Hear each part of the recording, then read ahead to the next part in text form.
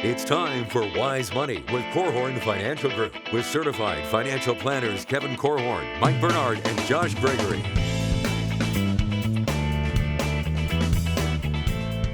Welcome to another episode of the Wise Money Show with Korhorn Financial Group, where every week we're helping you take your next wise step in your financial life. Thanks for being here, friends. My name is Mike Bernard. I'm your host. I'm also one of the certified financial planners on the program. With me in the KFG studios, my business partners and fellow CFPs, Kevin Korhorn and Josh Gregory. So when you have a young family, it's important for your overall financial plan to have the appropriate amount of life insurance coverage on both you and your spouse.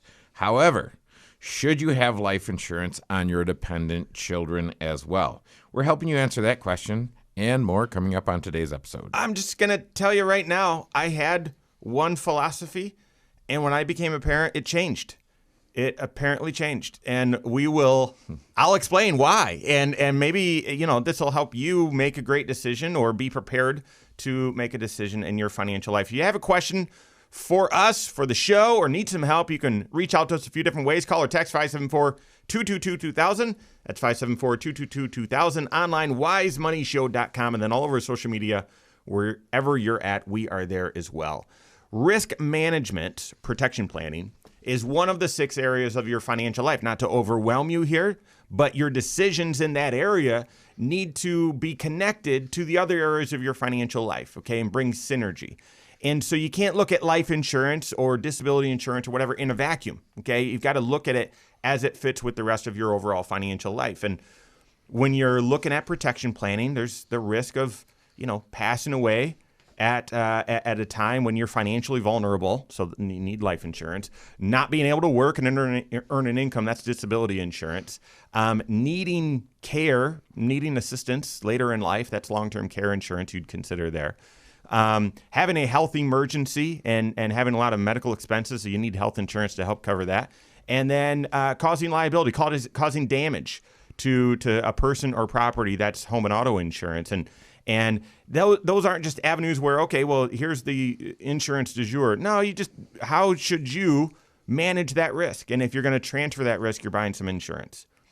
Well, for you and your spouse, you are, contributing financially to the family. And therefore, getting life insurance, having adequate life insurance on you is, fundamentally important. And we're all aware of that. However, I just saw a stat recently, but that nearly 50% of adults don't have life insurance. And the majority that have life insurance don't feel they have adequate amounts. And so maybe this is the nudge for you to work with your CFP, make sure you've got the right amount. But do you need life insurance on your kids? Your kids aren't contributing anything financially to the equation. In fact, they're doing the opposite. So do you need life insurance on them, right? And so first, what's the case for not needing life insurance on your kids? Well, the question is, what is the case for life insurance ever? And so if you said the case for life insurance is I'm going to fund my unfunded goals, or there's a survivor income need, or there's an estate liquidity need. What's the purpose? And we're talking about youthful families. So if you're a youthful family and you're listening, I would say, yes, life insurance is super important. So important that I think October is Life Insurance Awareness Month. September was. Yes. You missed it. Yeah, that's what I said. Nice try. No. I celebrate it every day. So every day is Life Insurance Awareness Day for me. So really what you want, the insurance you want for a youthful family is disability insurance. And I know that's not what we're talking about today, but I just had this conversation. That's the insurance that you want to make sure you have. So once you've got your disability insurance in place, then you've got the right life insurance for you and mother, then you consider the kiddos. Yeah. It's kind of like put your oxygen mask on first. Don't worry about your kid who's sitting there asphyxiating. Take care of yourself first. So put your oxygen mask on first, then consider the children. And there are some considerations and ways to look at it. But if you just oversimplified and you said assets and liabilities, if you work, and bring income into the home, you'd be considered an asset. Your children don't, so they would be considered a liability. And you think, oh, what a horrible thing. I'm not calling anyone's children a liability. It's just in the math equation, they are net takers. I'd like to tell some parents their kids are a liability. Yeah, absolutely. Let me name names here. I'm a youth baseball coach. Listen, I know. Don't swing that bat, Johnny. Put that bat down. Yep. Yeah, so they can behave like liabilities as well. But no, so that's where you think, okay, financially you're not out anything, right? If the emotionally, that's why I often how I say it, because emotions really, I'm not going to say get in the way, but they get in the way, okay? Because emotionally something happens, you're devastated. For sure. Yeah, right? Yeah. It would just be one of the most painful things in life you could go through. Mm-hmm. And yet financially, it really wouldn't be. There wouldn't. I mean, their kids aren't bringing. Hope not. Their kids aren't bringing in any income to the household, and so there you go. If Kevin, you mentioned that finishing up unfinished goals is one of the purposes of life insurance. Mm-hmm. So if husband or wife pass away, if either or both of them are breadwinners bringing in income to the family, it's that income most likely that is driving progress towards paying down that mortgage or saving for retirement or building up an education fund for the kids. And if you live long enough and life continues on, the sun is shining and the birds are chirping and life is great, then hopefully you've got a game plan that's going to allow you to achieve those goals over time. But if tragedy strikes and something stops your forward progress because one of the spouses dies in a tragic accident or a horrible illness of some sort, life insurance is a way to create resources where there's an unmet need, right? Mm-hmm. It could help replace some years of income for that spouse that passed away. It could fast forward the repayment of that mortgage, or you could instantly have all the dollars that are needed for that college fund or for a retirement nest egg. But that's when we're talking about the parents, right? Yeah. If a child passes away, what is the unfinished goal? Okay, I didn't finish saving for their college education. I don't need to now, tragically, right? Yeah. Mm-hmm. So a lot of times the need goes away, and so the life insurance on that child maybe becomes, kind of irrelevant at that point. Now, that's the argument for why not to have life insurance, right? You've obviously concluded differently. Like you've come to the conclusion that you do want to have life insurance on your kids. And I changed my story. My perspective changed. And it could just be my emotions got in the way. It's very possible. However, when I so that was always my approach, that financially not going to be out anything. I don't need life insurance on kids. Well, then we had our first child, and I thought, oh my goodness, if something happens, I'm going to want some liquidity, some financial liquidity we're going to want life insurance. And there's a few reasons why. Now, you could say that these were all emotional decisions that I rationalized, but there's three of them. And the first reason is if something happened to her, first child was a daughter, she's perfect in every way, and then the two boys ruined it. I might need some time away from work. Mm-hmm. Yeah, and who am I to say, well, I'm going to need some time away from work, FMLA, whatever, and I'm going to expect to continue to be compensated. For most people, that's not the case. I wouldn't expect that, and therefore having some financial liquidity, some financial freedom to take some time to manage through those emotions, I thought that was necessary. Mm-hmm. I thought that was appropriate. Now, the amount of insurance that we purchased on the kids doesn't provide a lot of freedom, but it provides some freedom if that's the case. Now, certainly you might think, well, it's so emotional, I might not want to work again. Well, that would be a lot of insurance that you'd need to get, but maybe a little will help go a long way. There's a couple other reasons why I decided to get life insurance on my kids, or maybe you want to as well. So we've got that more coming up on the Wise Money Show with Korhorn Financial Group. Hello, YouTube. Thanks for being here. This is the Wise Money Show. You're at the Wise Money Show channel. What you're watching right now is our weekly 1-hour talk show that airs right here on this channel, 10 a.m. Eastern time every Saturday. Yes, I said an hour because it's also on a couple radio stations as well, and so that's why the content's broken up the way that it is. But at this channel, we've got lots of additional content, Next Wise Step videos that air all throughout the work week.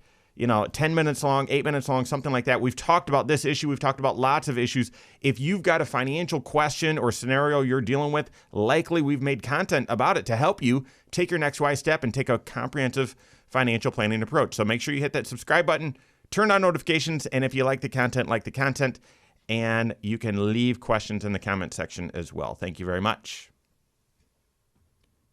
All right. Have you guys known anybody who's lost a child? No, although, well, okay, let me quickly pass that.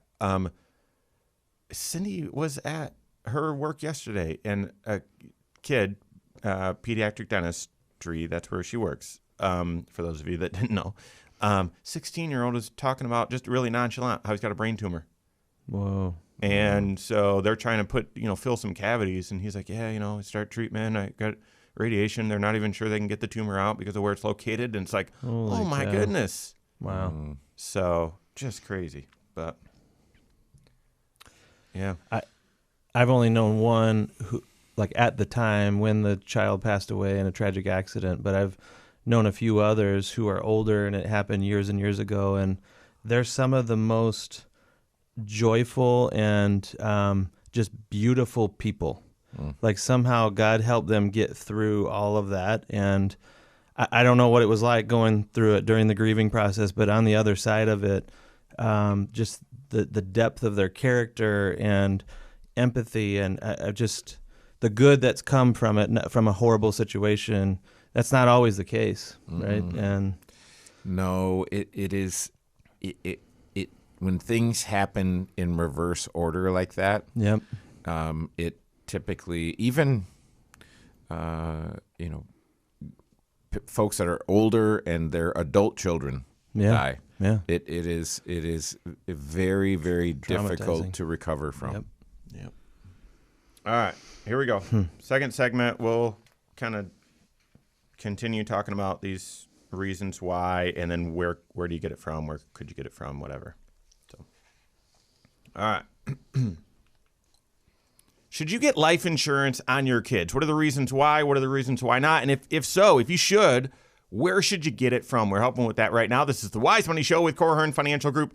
Thanks for being here. My name is Mike Bernard. With me in the KFG studios, Kevin Korhorn and Josh Gregory. Every episode of the Wise Money Show is on the YouTube channel. Go check it out. Go to YouTube, search the Wise Money Show, subscribe to it there, turn on notifications, and make sure you submit questions and all that stuff right there as well. All right, so we're talking about life insurance on your kids. It's apparent, no pun intended that time, that as income-producing adults in the family, it's appropriate to have life insurance. If something happens to one of you, there are financial resources, Josh, like you said, that are created to help you deal with unfunded financial issues or unmet financial needs. But on kids, that's not really the case. Not bringing assets or income into the family. And therefore, do you need life insurance? And because financially, you're not financially dependent on them, you could argue no. But when I became a parent, that changed. And I do have a small life insurance policy on each of my kids. Number one, to provide some financial liquidity, some resources that if I needed to take time off of work or Cindy needed to take time off of work, or we just needed to reset, there'd be a little less financial pressure at that time. Give us some freedom to do that. Second is at the time, we started having kids. Now, this is different. Culture's changing. But we started having kids when we were in our mid-20s. And let's just say financially, we didn't have it all figured out yet. We didn't have, we're still, in a way, building foundation, all of that stuff, and trying to make wise financial decisions. But early on, if something happened to your child, you maybe have an emergency fund, maybe. Mm-hmm. And so if you needed to all of a sudden deal with the financial costs of them, of having a service for them and all those just awful decisions that now have a price tag, early on in your financial life, some additional liquidity would help with that. Yeah, if it's $10,000 to $15,000 of final expenses for a lot of funerals around the country, for some people that would create a significant hardship. And even if you had a $15,000 emergency fund, to completely wipe it out with one event like that, it may take you years to recover from it. Mm-hmm. And so this is one of the arguments for why some parents will have life insurance on their kids so that They have the cash to be able to take care of all those final expenses. You talked in the last segment, Mike, about having some time off of work. That may be very important for the grieving process. Another thing that, a lot of grieving spouses or grieving parents often benefit from having someone to walk through that grief with them, a therapist, a counselor, someone that can help them process through all those emotions. And that's not cheap, right? Yeah. If every week or two you're sitting down for an hour with someone who's billing at an hourly rate, it can add up in a hurry, especially if you're providing that for yourself. You're walking through this. And what about maybe some siblings who are also grieving the loss of that same child? Yeah. And then the final reason is typically the first one that you're going to hear a financial professional share on the reasons why to get life insurance on your kids, and that is lock-in insurability. Now, it was the last consideration for me. It doesn't mean that it's not important or should be the last, but it is locking in insurability. I was just sharing over the break that my spouse works in a pediatric medical office, and they had a 16-year-old in the chair who was just nonchalantly talking about his brain tumor. Yeah. And it's just awful. And you would have to assume that individual, obviously, and he seemed confident in the treatment plan, but you just never know. It might be difficult for that individual to get life insurance. Say he gets through this, has surgery, gets healthy and everything, then gets married, starts a family. It might be hard for him to get life insurance at a time when he needs it then, because he's got people dependent on his income, right? So getting insurance while the kids are young is typically, there's no medical underwriting needed. There's no medical exam. You just answer a couple questions, but you lock in that insurability because they've got coverage. And then there's a point in time as the children grow where that insurance likely will need to be changed. Yeah. Because it's probably not enough insurance for them to start a family, and if they have student loans, some student loans are paid off at your death. Yeah. Some aren't. So some are paid off by other people. I mean, too soon? Is it too soon? Yes. I shouldn't have said that. That is serious. Yes. Well, So to that point, Kevin, I'll just tell you right now. I don't know if I'm allowed to say this, but so it's $25,000 coverage on each of the kids. Mm-hmm. When they turn 18, it increases 50%.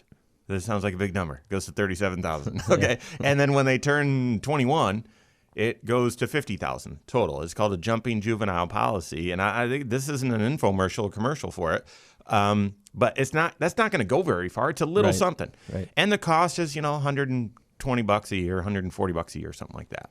Yeah. So anyway, but if your primary motivation was to lock in insurability, as we're saying, and what we mean by that is, at the time that someone buys life insurance, that's the time when the insurance company can scrutinize your health history and ask you all kinds of questions, because they're trying to gauge whether or not you're a risk worth taking for them. And do they want to enter into a contract that, they hope the odds of you passing away are extremely, extremely low. And that's why the premiums are hopefully low for you. But if your kids are young, that helps keep premiums low. The younger you are when you get life insurance, typically the cheaper it is. And then also the healthier that you are, the cheaper that the premiums will be as well. And hopefully when you are young, in your teens or even in your 20s, you're in great shape. You're in great health, or you haven't accumulated any diagnoses or any bad habits or anything like that. And so the hope would be that this is the cheapest time for you to buy life insurance. And once you've got it, they don't keep asking you about your health every year after that, right? It's all at the time of the contract being signed. And so while they're young, while they're healthy, it's a time to take advantage of their insurability and get something in place.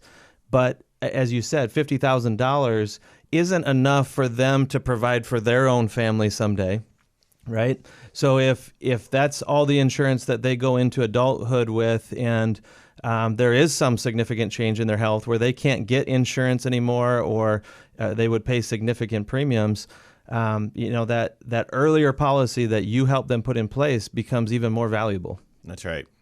Okay, so the point here wasn't to talk you into it or kind of guilt trip you, stir up some emotions and cause you to make an emotional decision. No, the point is work with your certified financial planner. And gosh, you don't want to. I mean, Kevin said he thinks about life insurance every single day. Most people don't want to think about it that often. You don't want to run through those awful scenarios in your head, but work with your CFP, talk through this, and make a wise decision for yourself based on your own financial situation. If you come to the conclusion, yeah, we should get some life insurance on the kids, there's a few different ways to do so. Josh, let's start talking about those. Where could you get the insurance from? Where should you? Even of the three different choices, which one's the best? Well, I mean, there are some insurance companies out there that it's kind of their niche. Like they specialize in health insurance for kids. A lot of times it's a small whole life policy that as long as you or the child themselves keep on paying the premiums throughout their entire life, then that policy will stay in force for decades.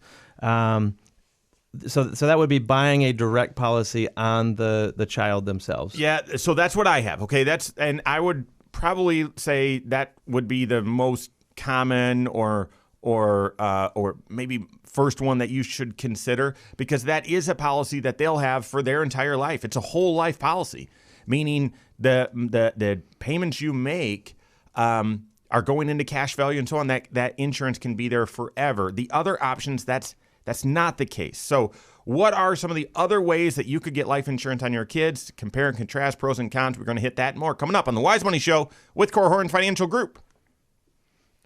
Sorry, Josh. Didn't realize what time it was when I passed didn't either, it to you. actually. So. And then I'm glad you signaled. all right. So we can pick that back up and then hit the other options. And I don't know. Maybe this takes the whole segment. If it does, great. If not, we'll get into some different topics. The questions in red in the bank. Yeah, Kevin, actually, yeah, the story you were sharing, this might be a good time for it in this segment if you wanted to. But, I mean, maybe even right at the beginning, since we're talking whole life, it's a policy that they'll have forever. At some point, like you mentioned, there'll be a decision whether you keep it or you gift it to the kids or what you do. Some people even say they'll have it for their whole life. Yeah, crazy. Wonder where they got that idea. All right, here we go. If you're going to get life insurance on your kids, there's a few different places you can go or ways you can get the coverage. They're not all created equal. What's the best route to go? We're helping with that right now. This is the Wise Money Show with Korhorn Financial Group. Thanks for being here. My name's Mike Bernard. With me in the KFG studios, Kevin Korhorn and Josh Gregory. Stay up to date on all Wise Money content. Find us online, wisemoneyshow.com, and then all over social media, wherever you're at, we are there as well. Search the Wise Money Show. All right, we went through sort of both thought processes on should you have insurance on the kids, your youthful kind of dependent kids, or not. And if you decide yes, a few different places or ways you can get coverage in place. And the first, I would argue, is the first one you should consider, and that is a specific policy on them, on the child. It's a whole life policy where you're going to pay a little bit every single year. And as long as you pay that premium, that coverage will be in place for forever. And the reason why I like that is it's a dedicated policy on them, and there's no sort of time at which you're forced to get rid of it or give it up or make a decision with it. It's just enforced for as long as you pay the premium, as long as you want to. Yeah, I think the interesting thing when you even as you're considering this, my dad, when I started as a financial planner, he had a bunch of accidental death and dismemberment insurance at work. And he bought it through work, and it's really cheap. And there's a reason why it's really cheap is because it's almost never used. Yeah. And so I said, Dad, why are you spending, I mean, it wasn't a ton of money, but I'm like, Dad, why are you spending all this money on accidental death and dismemberment insurance? And it's because some guy from work died in an accident, and he had a bunch of this, and it kind of saved his family's financial situation. Yeah. And so a lot of times that's why people will do that. I mean, if you look at the and this is, it's not a great fun topic to be talking about. But if you look at the mortality statistics, 13.4 children per 100,000 in the 5 to 14 age range die each year. Yeah, so statistically, you don't need that. So then the question is, okay, if I can get it, what kind of insurance can I get? If it's whole life, what's the difference? And when you're looking at whole life, that insurance is meant to be paid for your whole life. And so the cost of insurance internally within a whole life policy is more expensive.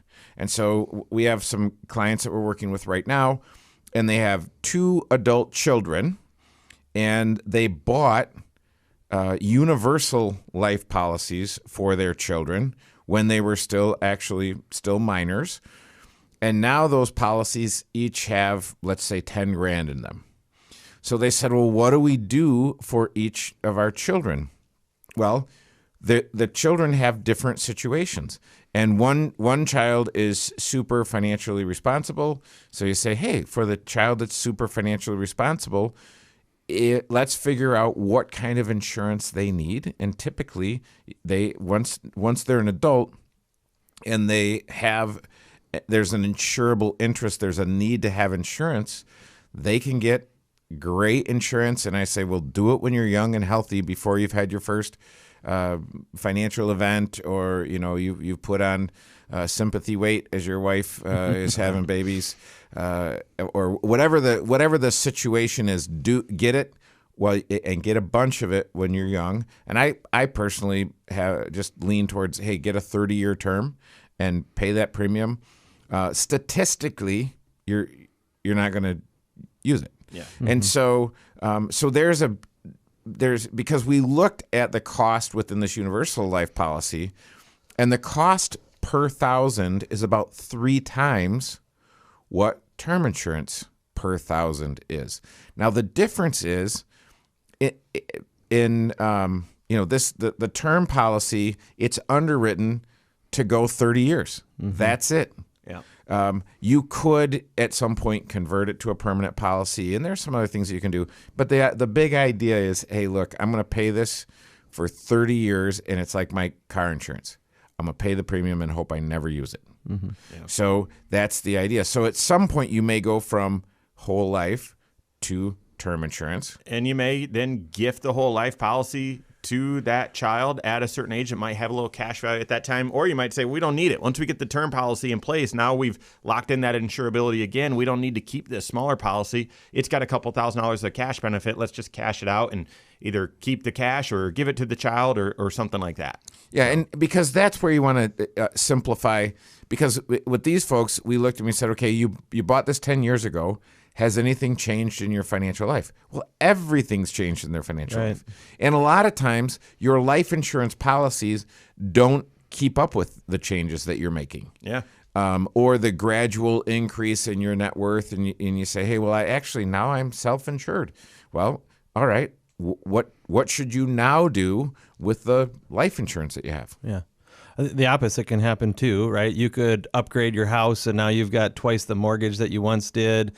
You could have had 3 more children since you first bought your life insurance. Oh, absolutely. And so it is important to revisit this on a regular basis. And since we're talking about life insurance for kids, I think a policy that builds in flexibility is important, because your kids are going to have changes occur in their lives as well. If you went with a term insurance policy, getting it as long as you can, like Kevin said, if you bought a 30-year term policy for your teenager, let's say, I think it's important to have the features built into it that do give you the ability to convert that into a permanent policy in case there is some sort of significant health change that happens. What if it turns out that you locking in their insurability, boy, what a great move, because something changes in their health and they will never be able to buy another life insurance policy on their own in the future. If that's the case, maybe they need the insurance to stretch longer than that 30-year term that you purchased. And the way they can make the policy last longer is by converting it into a permanent policy where they're now paying heavier premiums, but it's building up a cash value that will help carry that insurance past the 30-year mark for them longer into their adulthood. Yeah, I mean, there's that point in early adulthood where if you bought insurance on the kiddos to lock in insurability, you basically step that up in a meaningful fashion at some point in their 20s. All right, so let's sneak in a couple other ways to get life insurance specifically on your kids, as opposed to this event out there when they're young adults, something like that. You can get a specific policy directly on them. When you're buying your own term life insurance, a lot of the insurance companies have options where you can add a child rider, is what they call it. So a $10,000 life insurance policy, that's sort of a tag along on your kids. That's a great option, likely going to be cheaper. Here's the problem with it. Typically, there's a clause that says, well, this provides coverage for minor kids up until they turn 18, and yet you're still going to be paying that cost potentially past their 18. Some of them automatically turn it off, but a lot of them don't. And so while it might seem cheaper and it might feel easier, oftentimes it's not, and it's not either of those. And then the final is the kind of third way to get life insurance on your kids is when you're signing up for your group benefits through your employer. They might have a little insurance policy on you, and then you could buy up a policy maybe on your spouse or maybe on your kids. Not all companies offer this as a benefit. Some of them do, and I would also argue it might not be a benefit. The benefit probably is on convenience. But when you switch jobs, as can happen in a very quick second, just all of a sudden you lost your job, were let go, or saw a better opportunity. If all of a sudden your life insurance decisions get swept along with that decision, you might have some big changes, and you might find a situation where you have a gap in coverage. So I still like the idea of having direct coverage on your kids. Work with your CFP on that. We've got more coming up on the Wise Money Show with Korhorn Financial Group. All right. Okay, so we're going... Fourth segment. Listener questions? Yep. Switching right over to listener questions. We can just go top to bottom. Okay, who are we hitting? Top one. YouTube. The red colored one. ones, yeah. The red ones. Yep. Okay. And my guess is we get through two of them, but I could be wrong.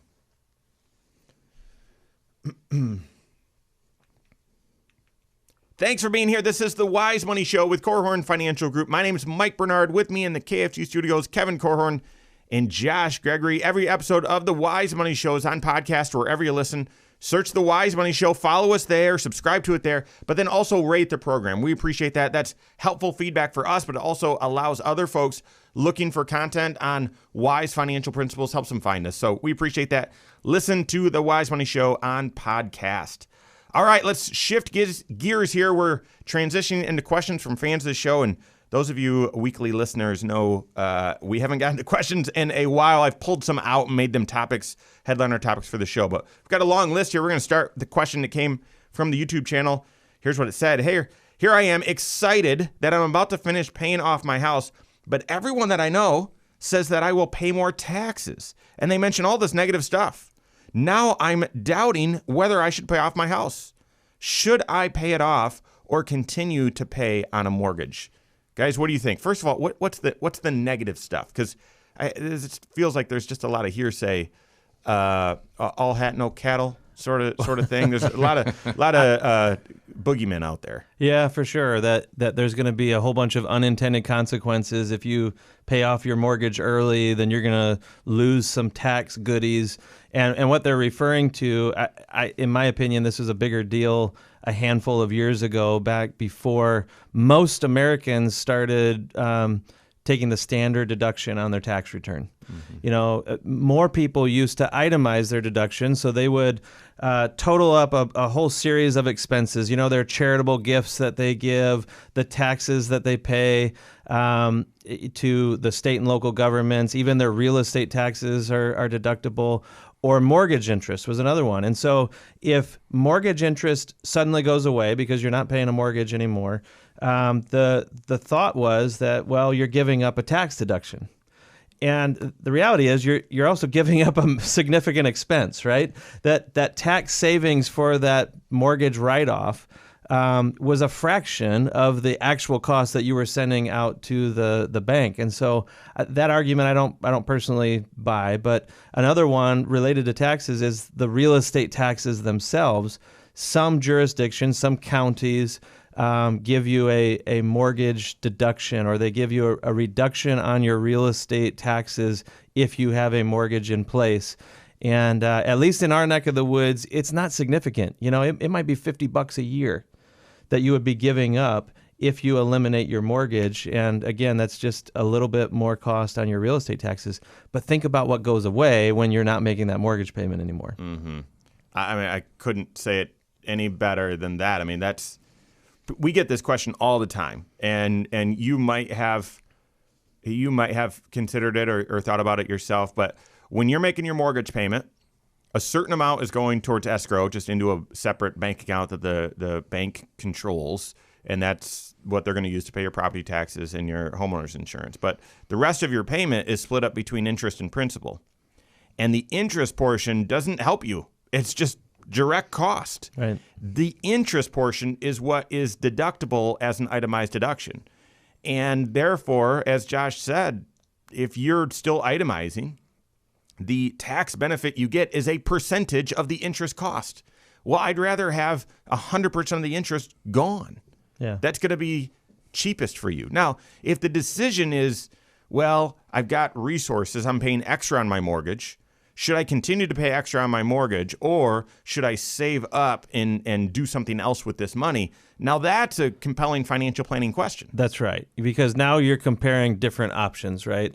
And if you have some free cash flow that you're currently choosing to put towards the mortgage, but you could have chosen to do other things with it, I think it's the evaluation of those other things that will determine, is paying down the mortgage more quickly, is it a good idea or is it a great idea? You know, what are the alternatives? And if right now, you know, the investment world, I don't know if you've been paying attention, but it hasn't been a real fun ride in the stock market over the past few months here, the whole year, really. But when the stock market gets ugly, it often presents a pretty compelling buying opportunity. You know, you can buy low, right? Buy low, sell high, as they say in Wall Street.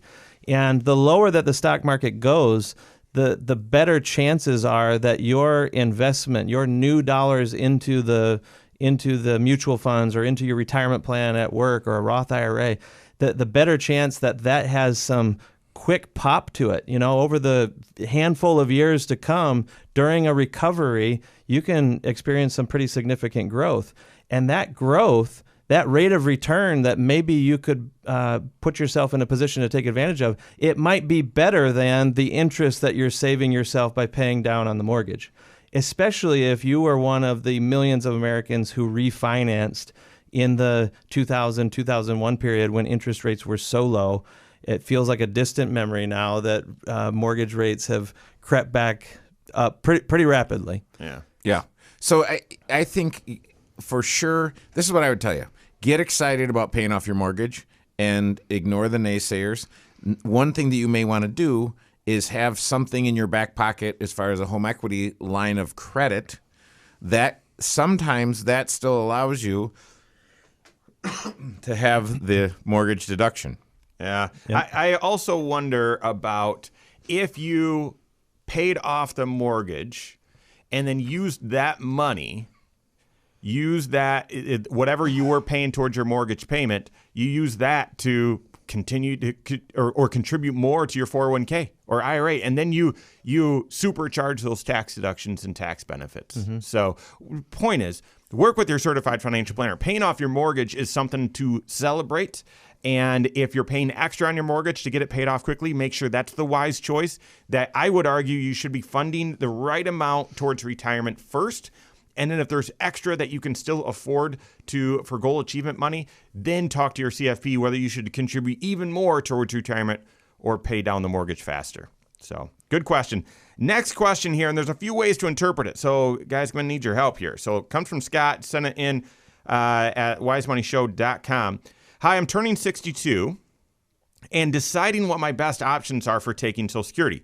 My plan currently is to keep working until 67, and I'll make my normal $50,000 salary that will increase probably 2% a year. My question is, if I start receiving Social Security benefits today, would my projected benefits at 67 be lower compared to if I delayed until 67? Currently, my Social Security benefit is $2,500 a month right at 67 or $1,800 a month at 62.